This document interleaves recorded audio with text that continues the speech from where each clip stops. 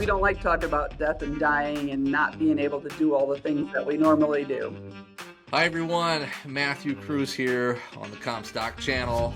Marlin is out this week and I'm filling in for him a little bit. And I have our guest, Heather Gessner. Am I saying that right, Heather? You are, yep. Today I wanted to kind of talk a little bit about farm transition planning, and that's something that I've had some experience with, some successful cases, others maybe not so successful, but I think it's probably one of the more important challenges that the farming sector, in my opinion, is going to be facing in the next 20 years or more.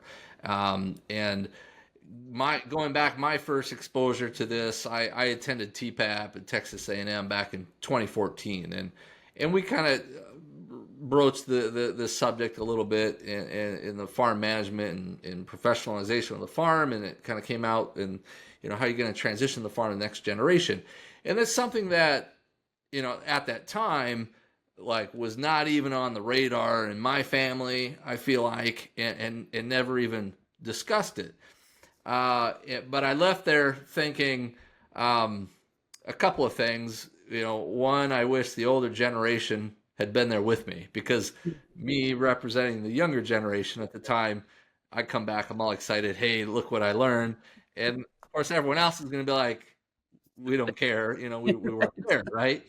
And the other thing I thought was how, no matter big or small, what type of operation you had, corn, beans, or if you're raising blueberries, everybody needed to have some exposure to something like that.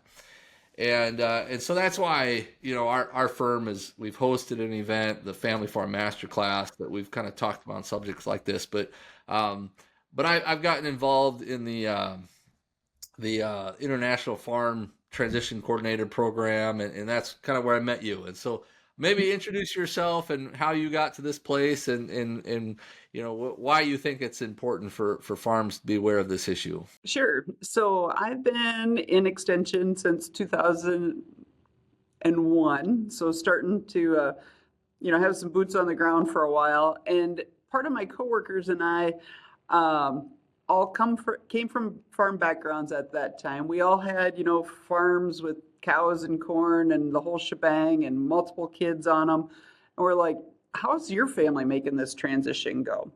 And as we started doing this conversation, talking back and forth, it was like, well, if we don't know and we've got access to all of these programs and the things that we're putting on, maybe other people don't know as well. So Extension did a needs assessment, and we talked to producers across the state. And at that time, there was a really big estate tax consequence for a lot of farmers and ranchers. So we're like, okay, let's start working on a program to really, just teach about what the laws are, what the regulations are, and see where it goes from there.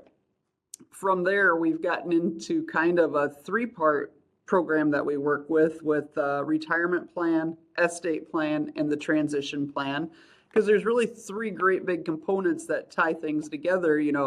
Transitioning to the next generation is fun to talk about, and bringing the kids back and they go to school and they learn some things, or you bring them home and you teach them the stuff that they need to know.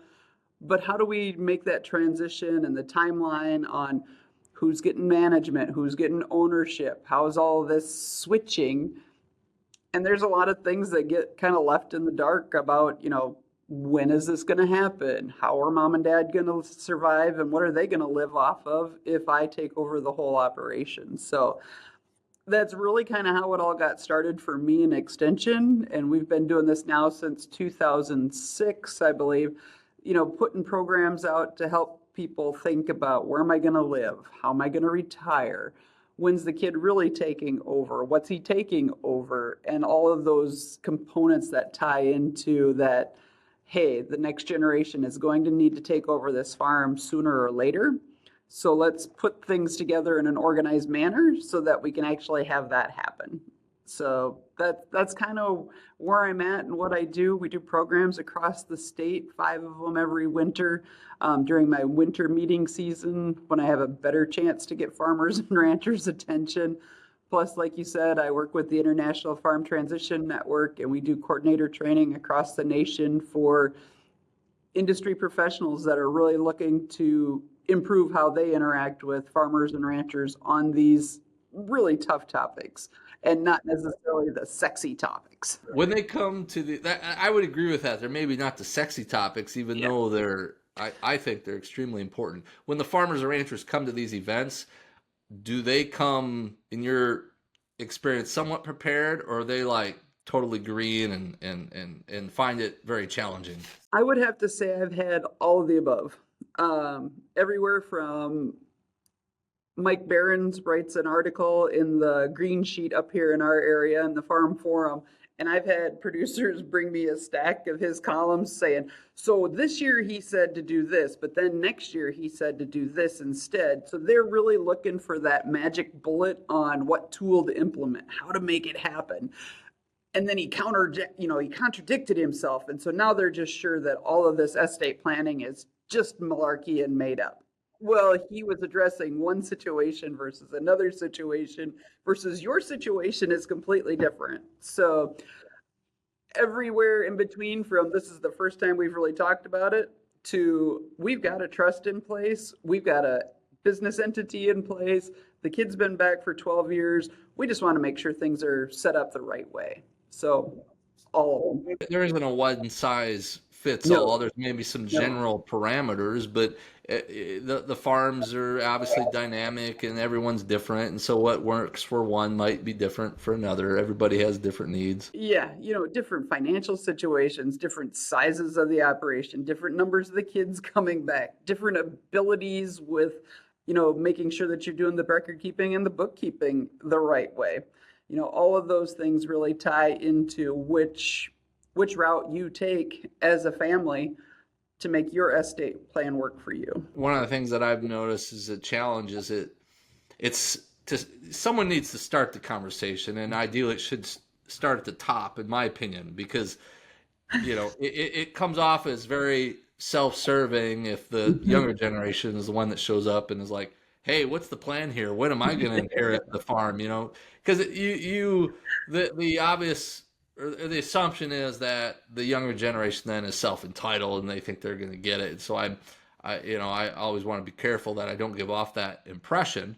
But I also am a person like, if I'm going on a family vacation, I want to plan this thing 9 months out. Like, I want to know where we're going to have dinner each night, where we're going to hang out, what the room is going to look like. I want to know all this stuff. And so I don't want to just show up, because if I'm spending my money on this, I want to know I'm going to like it and it's all going to work out. So that's maybe this type of personality that I am. And so, but yeah, so that's why it kind of needs to start from the top. Would you agree? I'm not really sure if that needs to start at the top. I am of the mindset that somebody needs to start the conversation at some point. And if mom and dad or grandma and grandpa haven't brought the conversation up, and you coming back to the operation are just told, yep, come on in, someday this will all be yours, I think you might be the person that needs to start that intentional conversation and say, okay, grandma, I'm coming back into this thing. Where do you see yourself in 5 years? Are you still here on the farm? Or did you move to town and I'm living in your house? Just so that I can make those planning steps.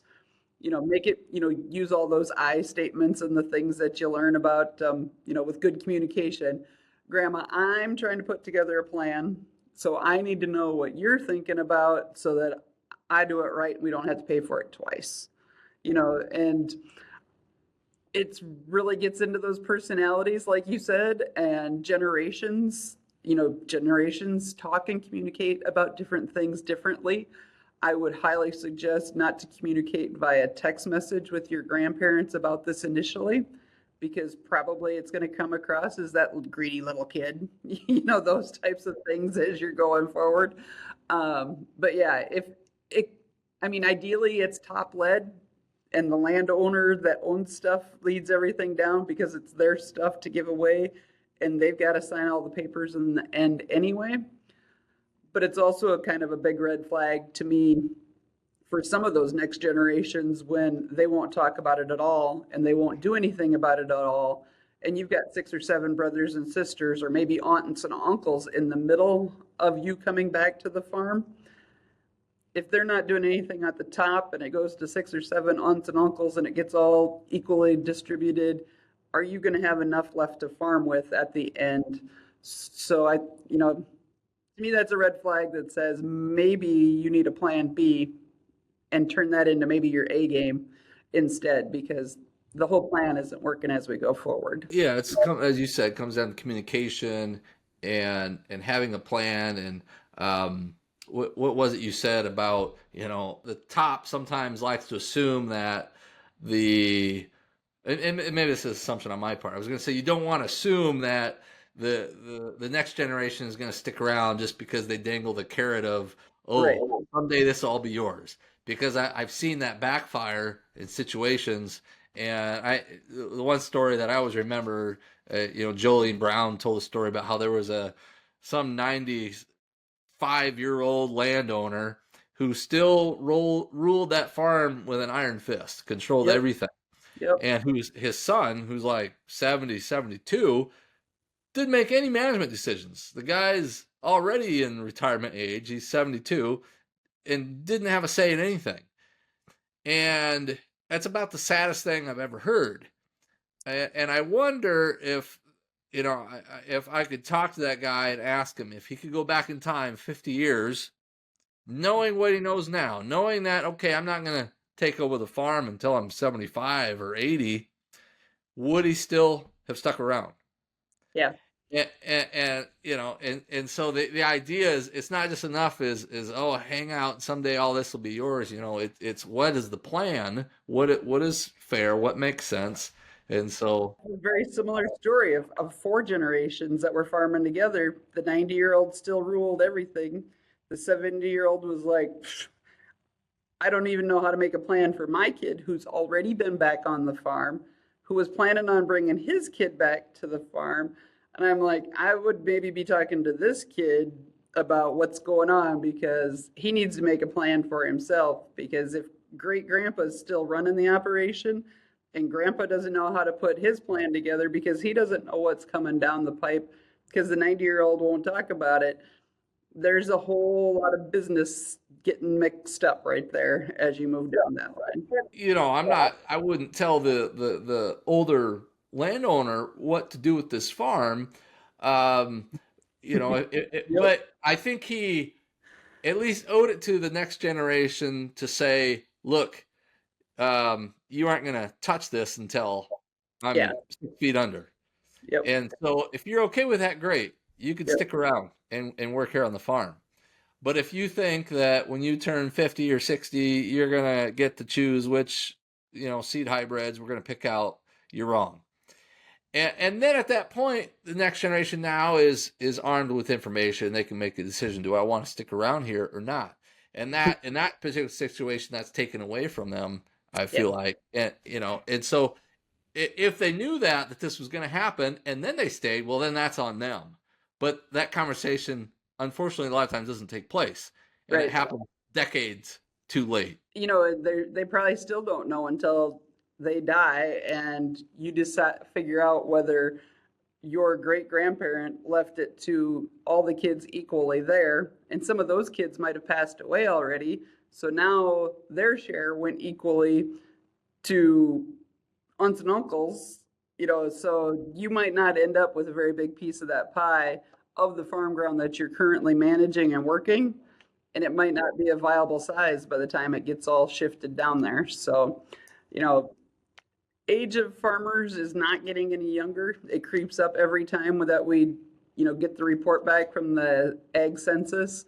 It's a climbing situation, and that older generation, the bar keeps getting bigger for the 75-plus-year-olds that are still the landowners and principal operators that are being reported.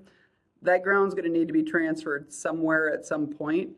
So if we can make decisions and have those conversations early on what we want to have happen, the discussions can be who we want to own it, who we want to run it, where do we want to live, do we want anything in retirement to, go off on a vacation or, go see something else or go visit the kids that are someplace else.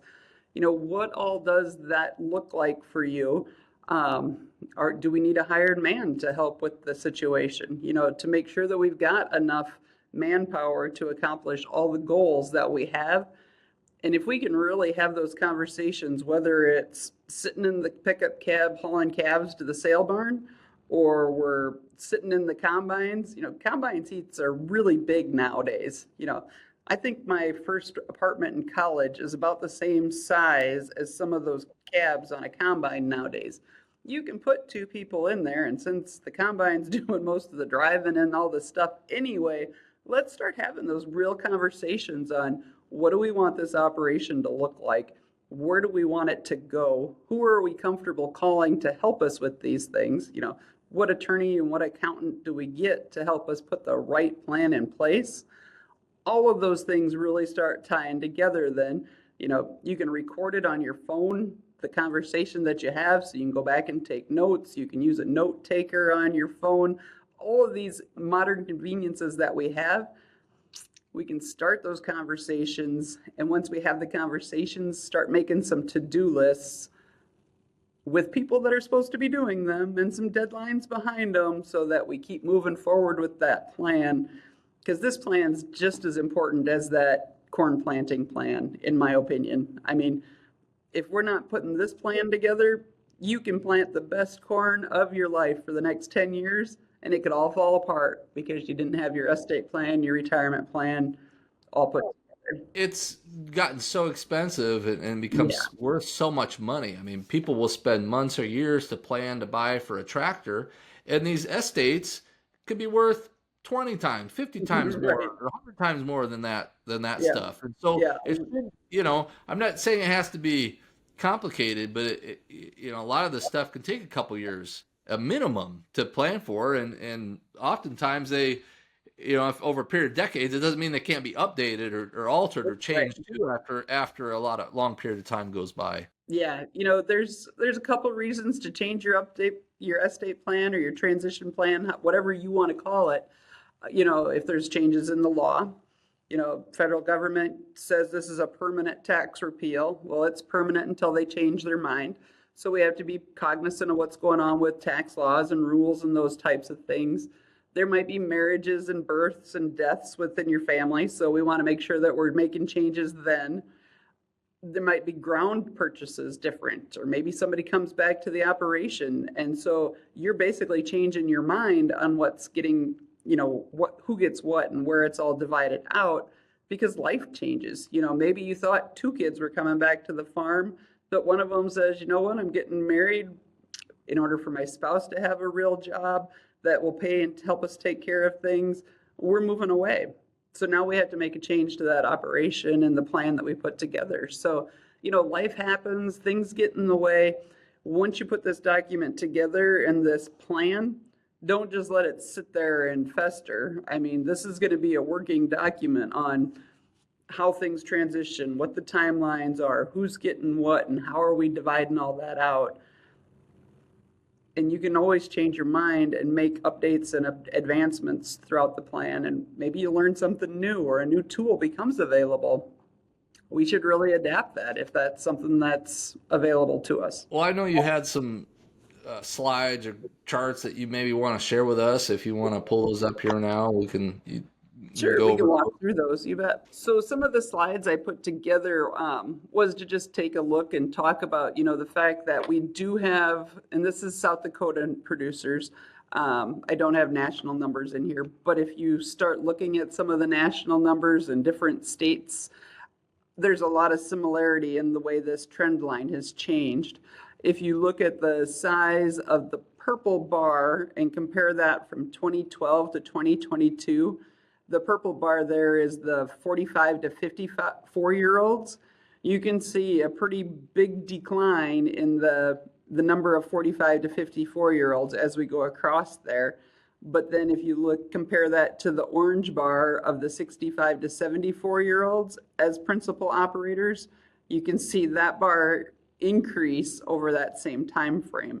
So that really becomes important because we're looking at the average age of South Dakota and U.S. producers increasing about a year every 5 years the census comes out. So that means over everybody, we're still getting older as our principal operators, as an age group and percentage there. So if you think about the principal operators, probably they're also the majority landowners.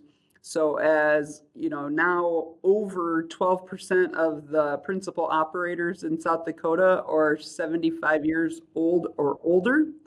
That means there's a lot of their ground that's going to be coming up for sale or for transition and need to be transitioned somehow in the next maybe 5 to 10 years, if we think about average age of, when people are passing away around in this area.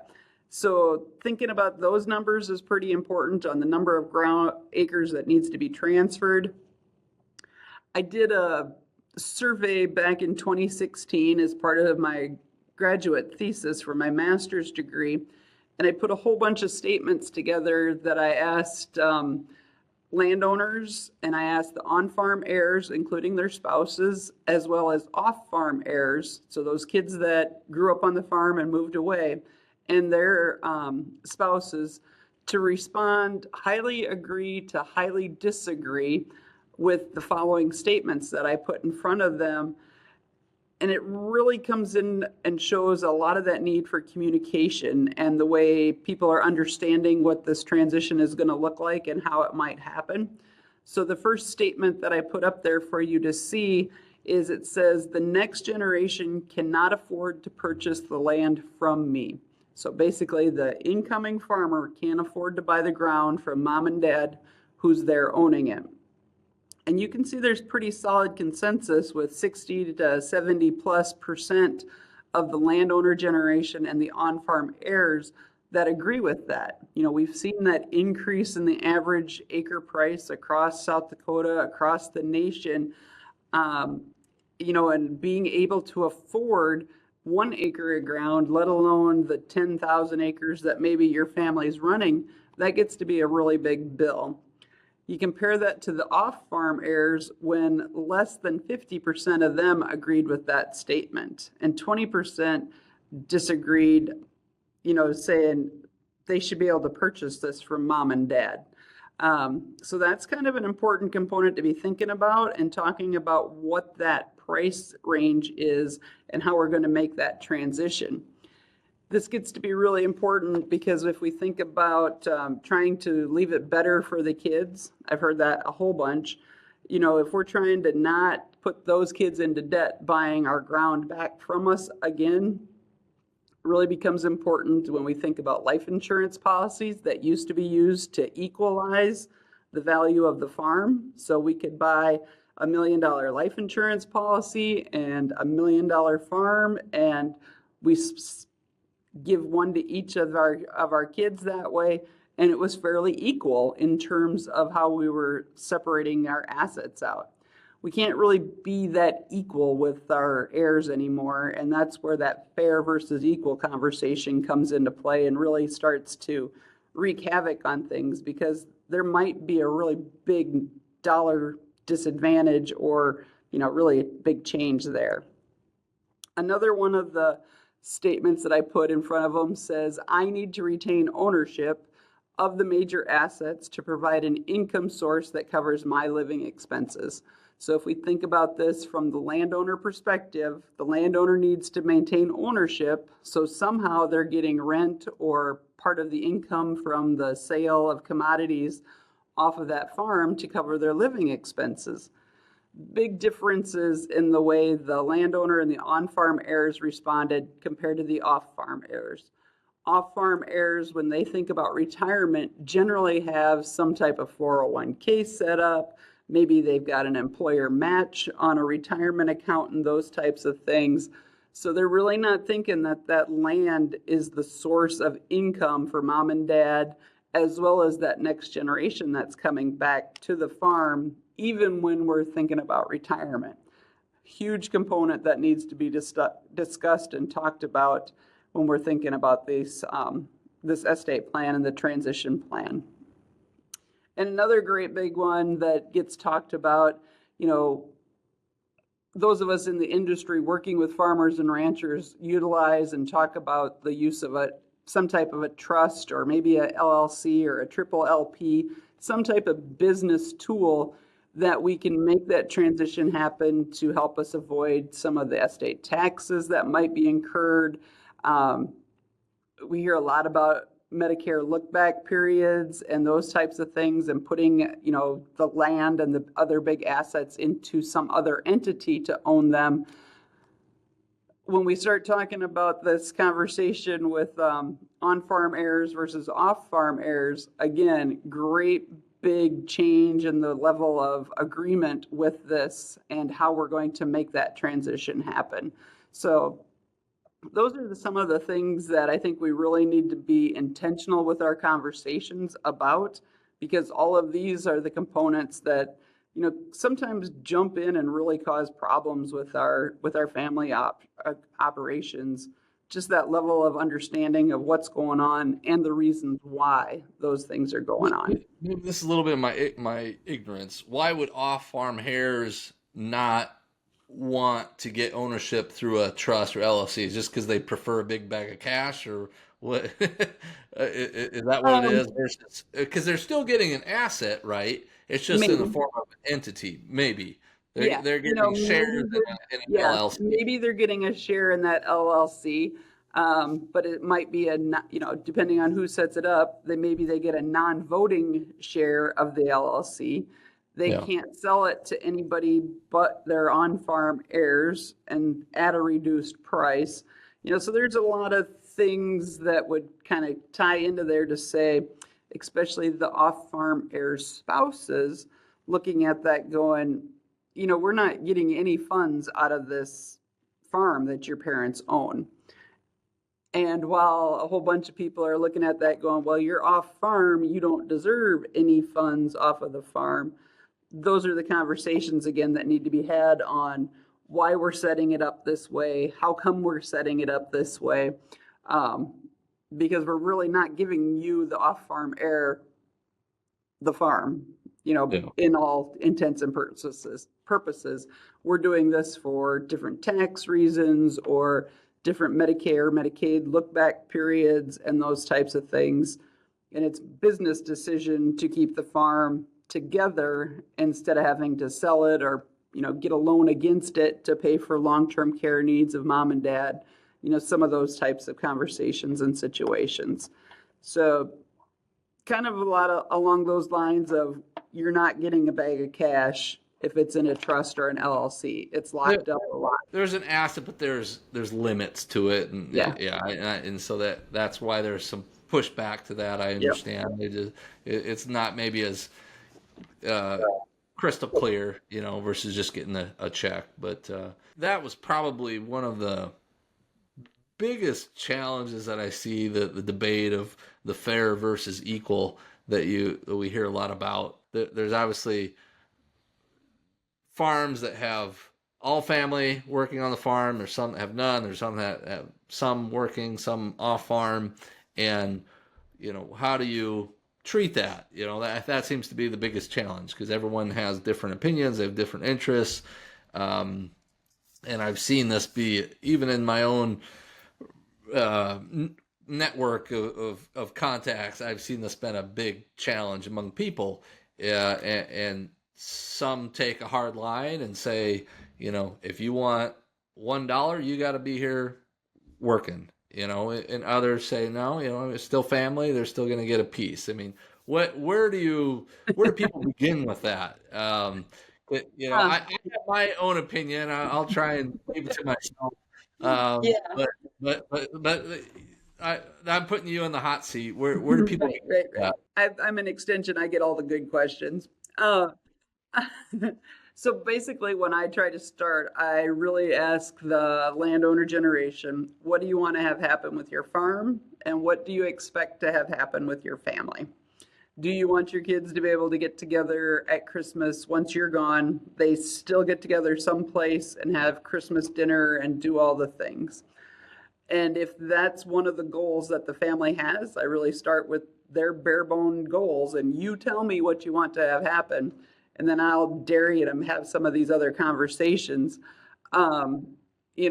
let's talk about who's going to get the farm and how's it going to stay together, or is your land or your farming son going to have to pay rent to your non-farming kids, and how long are they going to do that?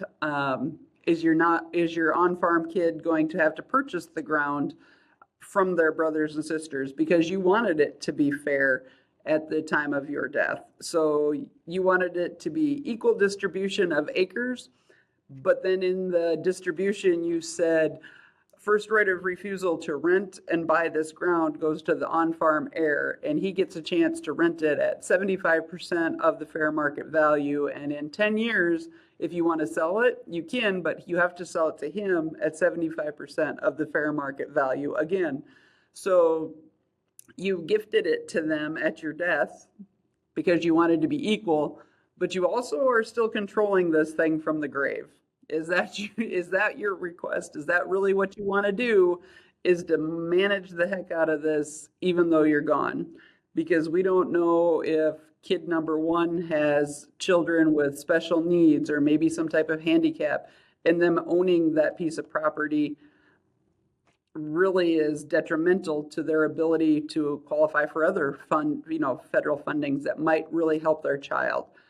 But the on-farm heir isn't ready to make that purchase of the ground yet because he hasn't had the 10 years to build up his equity in the property that he owns and those types of things. So lots of different components mix and match in there. And, this is why this is so tricky. It isn't a one size fits all. We got to know what your values are. What's your goal? What do you want to have happen? And build it from the ground floor. So being able to delicate balance and trying to keep everybody happy a lot of times. Yeah. And you might, everybody's happy. Well, you're probably not going to accomplish that goal. Somebody is not going to be happy at some point. Completely happy. Yeah. Yeah.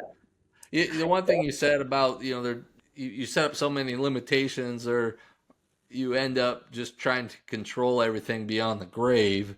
And I've seen that sometimes where that older generation, they struggle to let go of the control, and they they almost weaponize the process is the phrase that I've been told, is they weaponize it where you do this and you might get this down the road, and so you're hopping and skipping and jumping to everything that they want. What are your thoughts on that? I mean, what have you seen that? How can that be avoided? Yeah, and making all of those caveats tied into there that says if you do this, then you get this, and if you do this, who's going to monitor it? Who's going to manage it? Who says that was accomplished in the in the long run? So now you're hiring a trust manager to make sure that all the things are getting done the right way. There's just that acronym of keep it simple. The simpler you can keep it, the more manageable it becomes for everybody involved. And if you can really run through those things and say, and let's look at some ideas and some scenarios. What happens as you're going down the list of all the, if you do this, somebody dies out of turn. The wrong person dies in the wrong order. Then what does that do to your plan? And what does that change with everything? Those are important conversations to have, because contingency B, might not fly with whatever you had set up. You asked the question, you want to set a goal. What are people's goals here? Do we want to all be able to sit together at Christmas? And the thing is, depending on which family member you ask, might get a different. Yeah, they might all have a different answer. The parents might say, "Yes, I want everyone together," and the siblings, some of the siblings say, "No, I'm good." Yeah, there's no need for such a thing. Well, if they don't need to, then they don't need to. Yeah, exactly. Send them a Christmas card. Yeah, right. No, there's just so many aspects of it, and you kind of, when I start working with families, I'm like, okay, here's the way things are right now. There's an estate planning COPS that's in place right now for your estate plan. If you get hit in a car accident tomorrow and you're gone and your spouse is gone, the contracts that you have in place right now, so anything that's on a beneficiary list, your life insurance or retirement policies, The contract is how everything's going to be distributed the first way. The next way, it goes through and looks at the ownership. So who's on the title of all of these things that have titles, and we're transferring the business and all of those things. Where are all of those items going? And then the last way it comes down to is the probate. And if you have a will, or if you don't, your property will go through probate and say, this is how it gets distributed. So if your farm you want kept as a single unit that's still viable, still functional, but in your will it says all of these assets go equally to all my children, the only way we can do that and accomplish that equal distribution is to sell it all and write everybody a check. And if you've got 2 kids and one's farming and one's not, maybe they can come to an agreement. But if you've got 6 kids, that's going to get different and difficult coming up with what that level of agreement is on what the prices are and how much everybody should get and how it should be distributed and when, and the whole shebang that direction. So if you think about those contracts, the way you have things titled and owned, and then down to the probate process, and think about, what are those personal items that you have? Do you want your wedding ring to go to somebody particular? Do you have that shotgun that you learned how to shoot pheasants from your grandpa? Do you want that to go to a certain grandkid down the line that you taught how to shoot pheasants? Where are all of those items going? If you've got certain ideas and certain plans, then we need to get beyond the basics of the cops and really start putting some detail into those so that it turns out the right way and the way that you really want it to go. How do people begin? I mean, they just simple as call a family meeting and say, this is what we're talking about today? Yeah. I think it even starts more basic than a family meeting. I've had spouses tell me, we've had this conversation while we're in the car on where we're going to live when we retire. And dad says, well, obviously we're going to move to town so that our kid can be on the farm by the bins and where the feedlot is and all that stuff. And mom's like, oh no, I just updated the house. The kitchen has now been remodeled the way I want it. I'm not moving. So we got to start with mom and dad to make sure that they understand, because it gets, and have an agreement there. Because it gets bigger than that. If mom wants to be equal with the kids and dad says this farm is going to continue to son Johnny, we've got to make sure that we're figuring out how Johnny's going to get the farm and the off-farm kids are getting something. And if it's supposed to be equal value, then we need to figure out what type of retirement plan we're putting together so that we've got cash assets somewhere so that they get an equal value to the farm that Johnny's going to run. So I would start mom and dad, and then I'd go to the kid that's farming and say, are you in this for the long haul for real? Because we're starting to put some plans together. And then, if you've got troublemaker children that you anticipate having problem with, maybe a one-on-one conversation with them, and then family meetings, and just keep everybody updated. Because, it's really a lot easier to ask questions if you have half a clue of what's going on than to get blindsided at the death and realize, nope, nothing was in place, or there was this master plan in place and you didn't know anything about it. So communication, I call them the intentional conversations. You have to intentionally have these conversations because they don't just come up like, hey, what bull are we going to put out with the cows this year? Because breeding season's coming up. Did we buy the right bull? Do we need a new bull? Did we semen test the bulls? We don't like talking about death and dying and not being able to do all the things that we normally do. We don't talk about it. So we really have to bring it up. We've got to be intentional with our plan and with our conversations and with doing the things that we said that we would do to make these come through. I could probably go on forever talking about this. Any other key points that you want to make about this? Last key point would be to find the best estate planning team available to you. There's a lot of attorneys out there. There's a lot of accountants out there. But if they don't specialize in farms and ranches and understand the business that we're in, we might not be getting the best plan for us. So do some due diligence, interview the attorneys, ask them what types of estates they work on. What percentage of your business is estate planning? How big is the biggest plan that, the biggest acres or value of the operation that you're working with? Make sure you're working with somebody that really gets ag. Maybe they understand the FSA programs, because setting up this entity might disqualify you from so many of the FSA programs, or this, that, or the other combination of things. So find that right attorney, find the right accountant, or the term that I'm not able to come up with right now. But make sure that your financial planner understands, get that team together, talk to your lender, because your lender is going to be an important team member here as well. So the last thing I'd really, as a take home, above and beyond communication, is make sure that you've got a good team, somebody that you're willing to work with and pick up the phone and call whenever you've got a question and they respond. That's going to be a key component as well. I appreciate your time, and I hope that maybe we can have another conversation in the future and kind of share more what we've learned. You bet. Anytime, I'd be happy to. Futures trading involves risk. The risk of loss in trading futures and/or options is substantial, and each investor and/or trader must consider whether this is a suitable investment. Past performance is not indicative of future results.